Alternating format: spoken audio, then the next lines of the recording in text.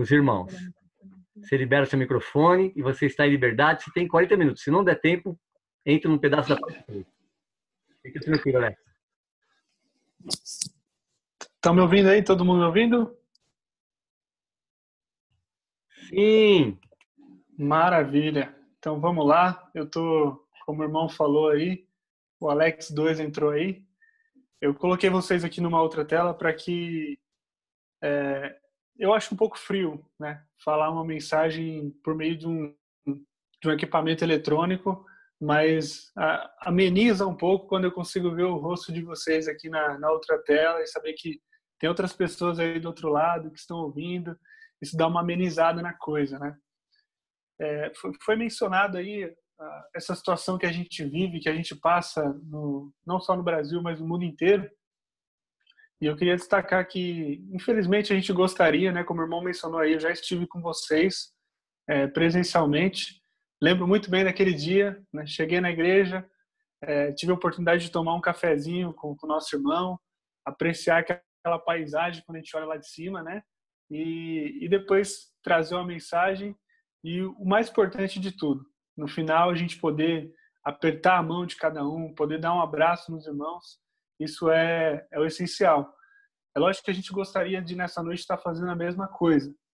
Mas a gente sabe que a gente não pode. E, como o irmão falou, é um tempo da gente se precaver mesmo, da gente dar uma segurada, ficar mais em casa, se prevenir de tudo isso que está acontecendo.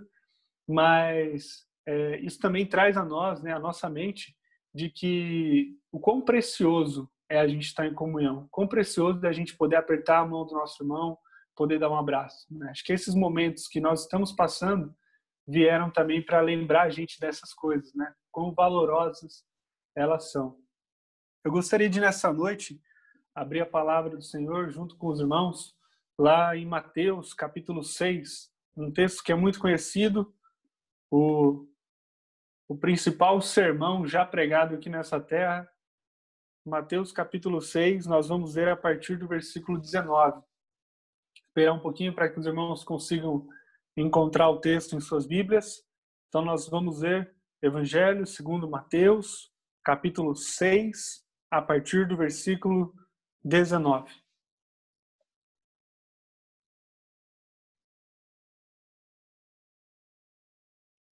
Vejo que os irmãos aí encontraram. Vamos fazer a leitura. A partir do verso 19 diz o seguinte: Não acumulem para vocês tesouros na terra, onde a traça e a ferrugem destroem, e onde os ladrões arrombam e furtam. Mas acumulem para vocês tesouros nos céus, onde a traça e a ferrugem não destroem, e onde os ladrões não arrombam e nem furtam. Pois onde estiver o seu tesouro, aí também estará o seu coração. Os olhos são a candeia do corpo. Se os seus olhos forem bons, todo o seu corpo será cheio de luz. Mas se os seus olhos forem maus, todo o seu corpo será cheio de trevas. Portanto, se a luz que está dentro de você são trevas, que tremendas trevas são. Continuando no versículo 24, diz o seguinte: Ninguém pode servir a dois senhores, pois odiará um e amará o outro, ou se dedicará a um e desprezará o outro. Vocês não podem servir a Deus e ao dinheiro. Portanto, eu lhes digo, não se preocupem com a sua própria vida, quanto ao que comer ou beber, nem com o seu próprio corpo, quanto ao que se vestir. Não é a vida mais importante que a comida? E o corpo mais importante que a roupa? Observem as aves do céu. Elas não semeiam, nem colhem, nem armazenam em celeiros. Contudo, o Pai Celestial as alimenta. Não tem vocês muito mais valor do que elas? Quem de vocês, por mais que se preocupe, pode acrescentar uma hora que seja a sua vida? Porque se vocês se preocupam com roupas, vejam como crescem os lírios do campo. Eles não trabalham, eles não tecem. Contudo, eu lhes digo que nem Salomão, em todo o seu esplendor, vestiu-se como um deles. Se Deus veste assim a erva do campo, que hoje existe e amanhã é lançada ao fogo, não vestirá muito mais a vocês, homens de pequena fé. Portanto, não se preocupem dizendo o que vamos comer, ou o que vamos beber, ou o que vamos vestir, pois os pagãos é que correm atrás dessas coisas. Mas o Pai Celestial sabe que vocês precisam delas. Busquem, pois, em primeiro lugar, o reino de Deus e a sua justiça, e todas essas coisas lhes serão acrescentadas. Portanto, não se preocupem com o amanhã, pois o amanhã trará as suas próprias preocupações. Basta a cada dia o seu próprio mal. A leitura da palavra vai ser até esse versículo 34, e eu gostaria de começar essa mensagem, gostaria de começar falando com os irmãos, fazendo uma pergunta. Espero que você pense aí na sua casa, no lugar onde você está. A pessoa mais bem-sucedida que você conhece. Quem é essa pessoa? A pessoa mais bem-sucedida que você conhece. Pode pensar aí. Alguém do seu contexto, tá? Não precisa ser alguém famoso, não. Eu quero alguém do seu contexto. Um amigo seu, um parente seu. A primeira pessoa que vem à sua mente quando você pensa em alguém bem-sucedido. A segunda pergunta que eu quero fazer nessa noite é pedir para você pensar quem é a pessoa na qual você mais admira. Pode ir mais além agora. Pode pensar numa pessoa famosa. Talvez alguém que você siga no Instagram, talvez uma pessoa que de fato te inspira, pelo jeito que ela vive, não sei. Pode pensar aí nessa pessoa da qual você mais admira. Sabe, irmãos, quando você pesquisa isso no Google, fiz uma pesquisa aqui, coloquei lá, quais são as pessoas mais bem-sucedidas do mundo? E o Google traz uma lista. E é interessante pensar que o Google ele traz uma lista, só que esse mecanismo de busca do Google, ele traça ali as pessoas mais poderosas. Ele não chama como bem-sucedidas. Ele chama como as pessoas mais poderosas do mundo. Existe uma revista chamada Forbes que anualmente faz a mesma listagem dessas pessoas mais poderosas do mundo. E por que eles listam essas pessoas? Você encontra ali naquela lista presidente dos Estados Unidos, da China, presidente de uma grande corporação como a Google, como a Amazon, sabe? Empresas enormes. E elas aparecem nessa lista, dessa revista. Mas por que eles são considerados as pessoas mais poderosas do mundo? Eles são considerados porque qualquer tipo de negócio que eles fazem, ou o seu governo, estão ligados a uma grande quantia de dinheiro. O critério utilizado, quero que você entenda que o critério utilizado por essa revista, por esse mecanismo de busca, é o mesmo que o sistema tem utilizado. Esse sistema do qual nós vivemos, a nossa sociedade. O que decide quem é bem-sucedido é o dinheiro. Então, na nossa sociedade, no nosso sistema, o que decide quem é bem-sucedido é o dinheiro. Agora, a pergunta que eu quero fazer para você é: qual é o seu critério de bem-sucedido? Quando eu fiz uma pergunta para você, quando eu te perguntei quem é bem-sucedido, quem você conhece que é bem-sucedido, qual foi o critério que você usou? Será que foi a questão financeira? Será que a primeira pessoa que passou pela sua cabeça foi alguém que tem o carro do ano? Será que alguém que passou pela sua cabeça é aquela pessoa que tem aquela casa enorme, aquela mansão? Ou será que a primeira pessoa que passou pela sua cabeça como bem-sucedido foi aquele dono de empresa que você conhece? E a pergunta é essa: qual foi o seu critério para pensar nessa pessoa bem-sucedida na sua visão? Porque, irmãos, a questão aqui, aonde eu quero chegar, é que o Senhor Jesus, nesse texto, te faz a mesma pergunta, só que de uma maneira diferente. Ele chega em você e faz a seguinte pergunta: o que é tesouro para você? O que é tesouro para você? Porque o que for tesouro para você, ele continua, aí vai estar o seu coração.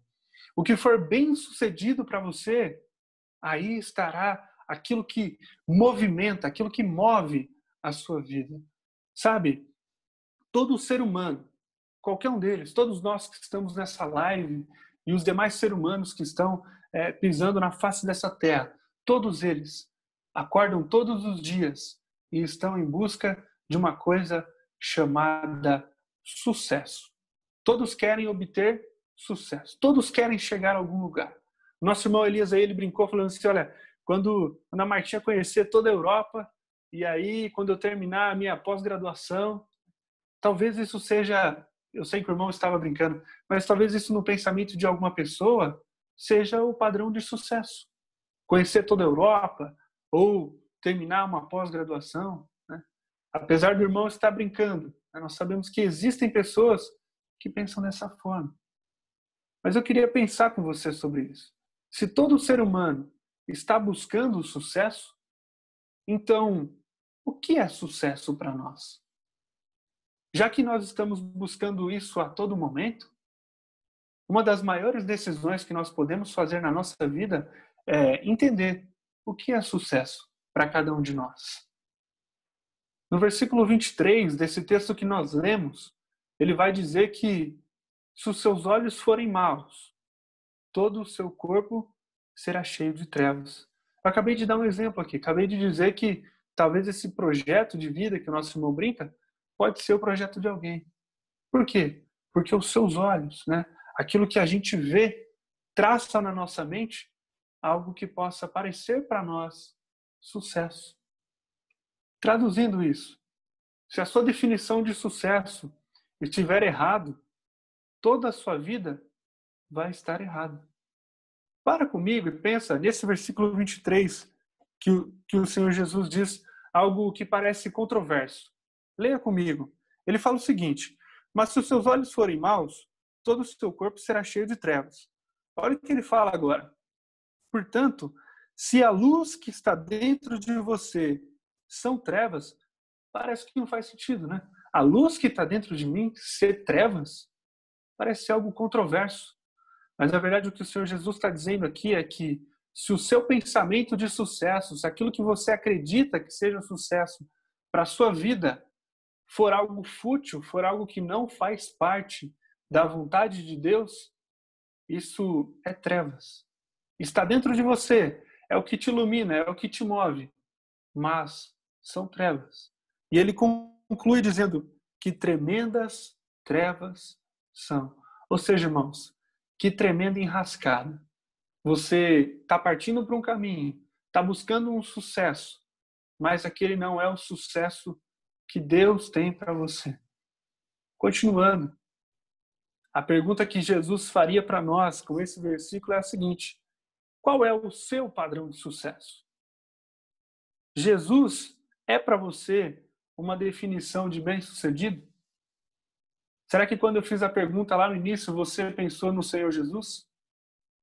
Porque uma coisa é eu fazer a minha oração e dizer: Senhor, eu te amo. Senhor, eu te adoro. Mas por que a gente fala essas coisas?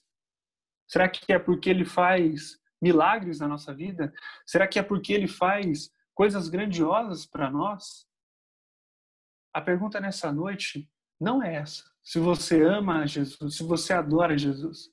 A pergunta que eu quero te fazer nessa noite, meu irmão, é: você quer ser igual a Jesus? Ele está no topo da sua lista? Se você pudesse nessa noite estalar o seu dedo e na pessoa que você está pensando, você se tornar ela, será que esse alguém seria Jesus? Sabe, viver os seus 33 anos, ser crucificado. Será que a gente quer isso para nós? É como se você, irmão, olhasse para aquela cruz e visse ali um homem pendurado. E sabe, ele não tinha um terreno, ele não tinha casa própria, ele não tinha o carro do ano, ele não tinha um iPhone, ele não tinha uma empresa. Mas ele foi ali espancado, ele foi cuspido, ele foi abandonado por todos, ele foi zombado, ele foi morto. E aí você olha para toda aquela cena, para tudo aquilo ali, e aí você exclama: olha, aquilo ali é sucesso. Eu quero ser ele. Será que algum de nós pensaria dessa maneira? Porque esse, irmãos, Esse é o significado de discípulo. Eu quero ser igual a ele. Esse é o significado de discipulado. Uma forma simples de definir o que é sucesso é cumprir uma missão. Uma coisa simples. Você tem uma prova, você faz a prova e você tira 10. Isso significa sucesso. Você quer chegar em tal escalão dentro da sua empresa, você quer chegar em tal etapa em algum concurso e você chega naquele lugar. Isso significa sucesso. Você começa uma corrida, vai lá correr a São Silvestre, finaliza aquela corrida. Você obteve sucesso. Você chegou, você cumpriu a sua missão. Mas, como eu venho dizendo para nós, qual tem sido o nosso padrão de sucesso? Existe um escritor chamado Francis Chan, e ele disse uma coisa, ele escreveu, na verdade: a pior coisa na vida de uma pessoa não é fracassar, mas é ter sucesso na missão errada. É você chegar em Deus e dizer assim: Senhor, eu gastei a minha vida inteira nisso. E Ele olhar para você e te dizer: mas eu não te criei para isso. Não foi para isso que eu te criei. Irmãos, será que nós estamos gastando a nossa vida na missão certa? Será que nós temos trancado a porta do nosso quarto, entrado em comunhão com Deus e perguntado para Ele: Senhor, qual é a sua vontade para a minha vida? Qual é a missão que o Senhor tem para mim? O que o Senhor quer de mim? Sucesso, irmãos, é cumprir a sua missão. Então você entra no seu quarto, você pergunta, Deus te fala, Deus te responde, e aí você, com a missão certa, você vai para cima daquilo que Deus tem para você. E sabe, irmãos, eu não estou falando que você não pode ter dinheiro, você não pode ter uma empresa, uma casa própria, ou até mesmo um iPhone. Não é isso que eu estou querendo dizer. Estou querendo dizer que Deus ele pode até te dar todas essas coisas, mas você tem que entender que a missão de Deus não é sobre essas coisas. Isso são recursos que Ele vai te dar para que você possa cumprir a sua missão. Eu queria pensar um pouquinho com vocês, o que move a gente? Por que a gente trabalha? Por que a gente sai de casa, a gente vai até um lugar chamado trabalho e ali a gente faz a nossa atividade para que no final do mês a gente receba um salário? Por que a gente trabalha? Eu queria pensar com vocês algumas coisas que Deus instituiu para nós, desde lá do começo, desde o Éden. Abram comigo a palavra de Deus em Gênesis, lá no capítulo 1, por favor. Gênesis capítulo 1. E nós vamos ver o versículo 28.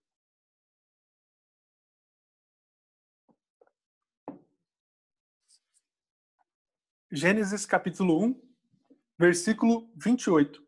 Deus estabelece aqui o que vai ser o trabalho para o homem. O que Ele quer que o homem faça. E Ele diz o seguinte: então Deus o abençoou e lhe disse: sejam férteis e multipliquem-se, encham e subjuguem a terra.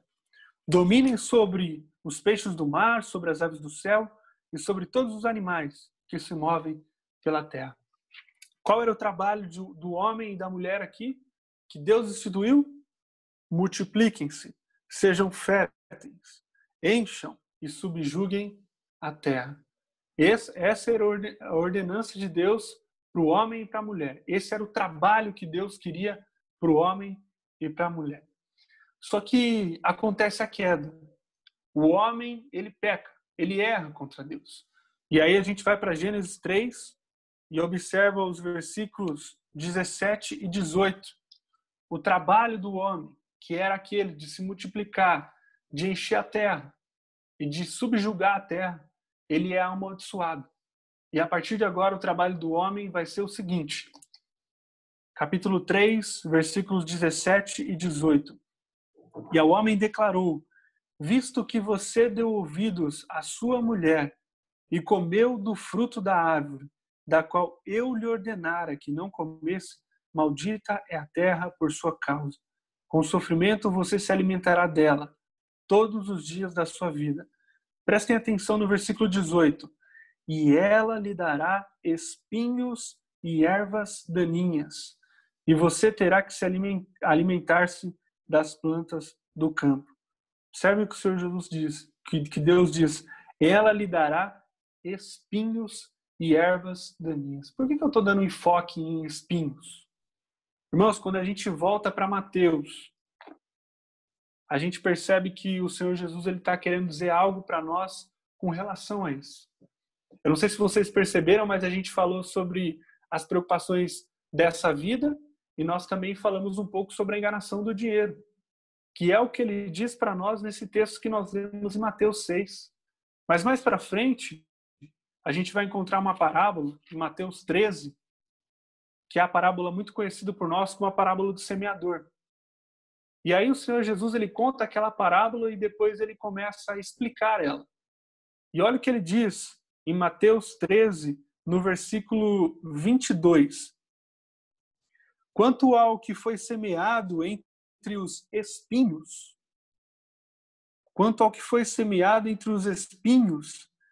este é aquele que ouve a palavra, mas a preocupação dessa vida e o engano das riquezas a sufocam, tornando-a infrutífera. As preocupações dessa vida e o engano do dinheiro as sufocam. Espinhos são aquilo que sufoca a nossa sociedade. Espinhos são aquilo que muitas vezes tem sufocado cada um de nós. O engano do dinheiro, de ter a conta bancária cada vez mais cheia, mais alta.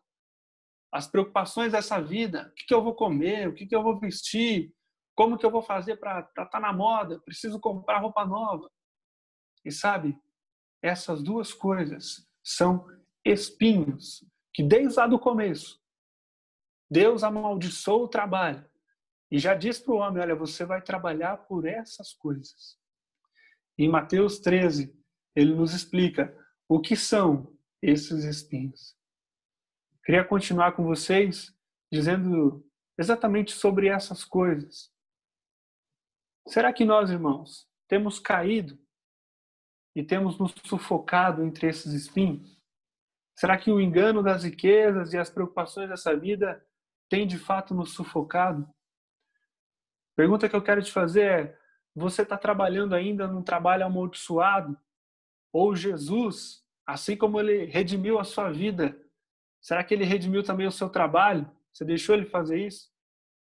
E aí eu te pergunto novamente, por que você trabalha? E o Senhor Jesus aqui nesse Sermão do Monte, ele nos dá algumas razões pelas quais nós trabalhamos. A primeira é essa, ajuntar tesouros na terra. Ele começa o texto dizendo sobre isso. Será que nós temos trabalhado apenas por dinheiro? Será que a finalidade do nosso trabalho é apenas essa, ganhar dinheiro?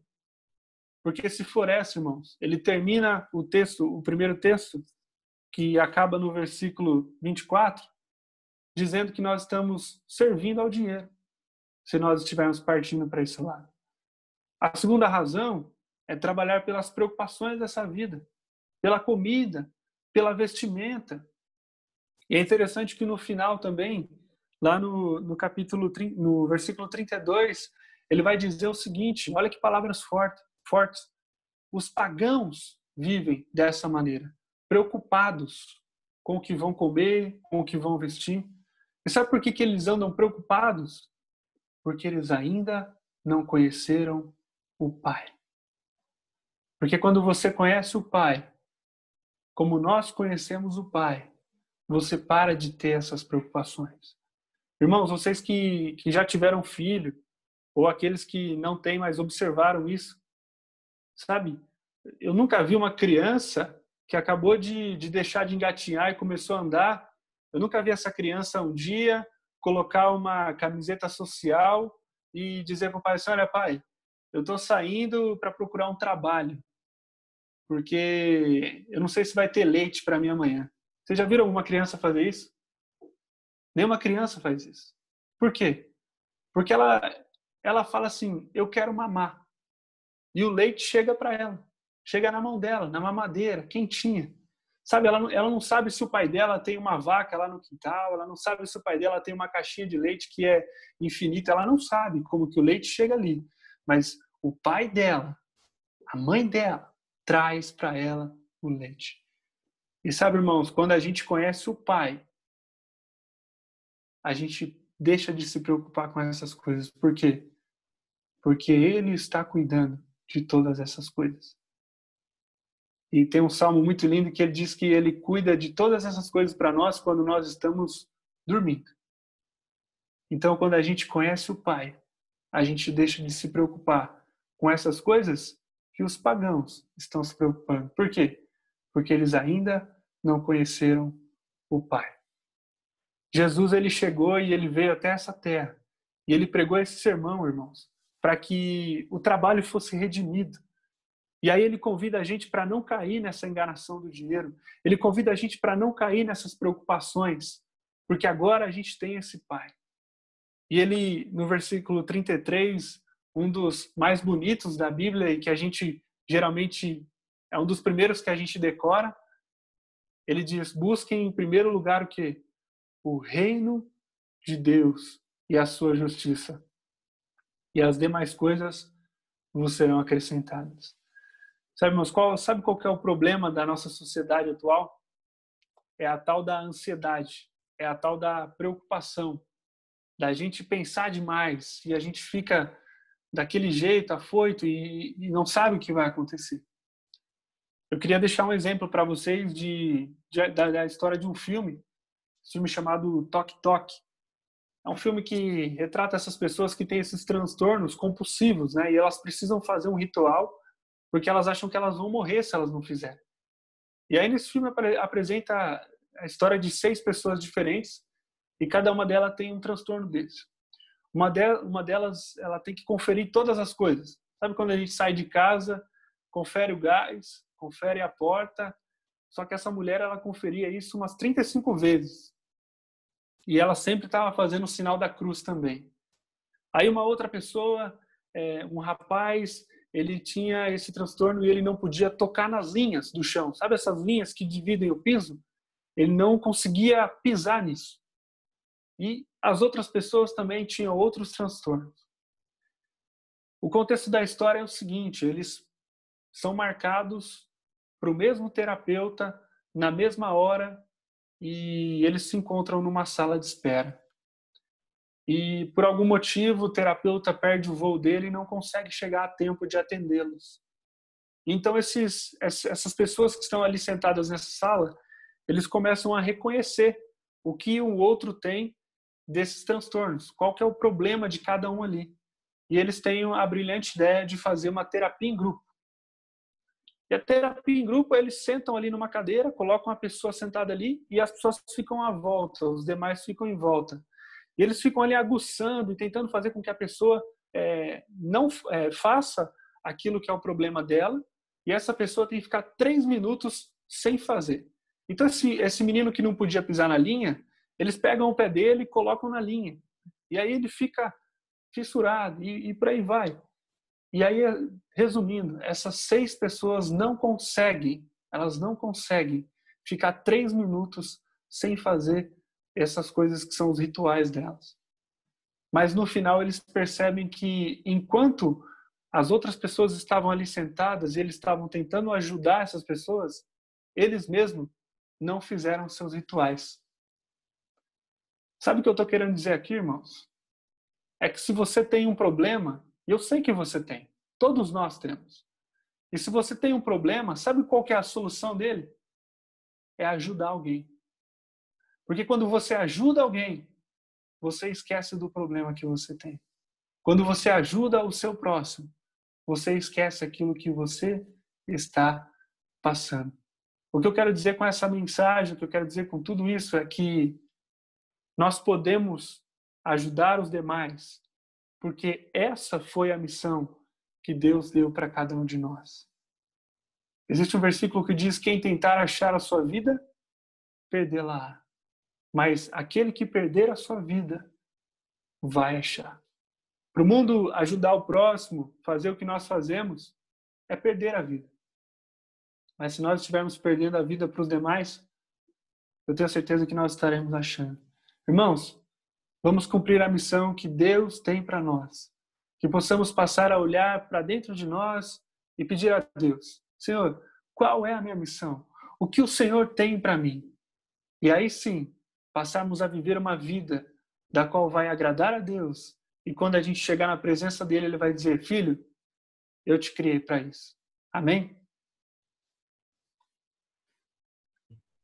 Amém. Amém. Obrigado, amado. Deus abençoe.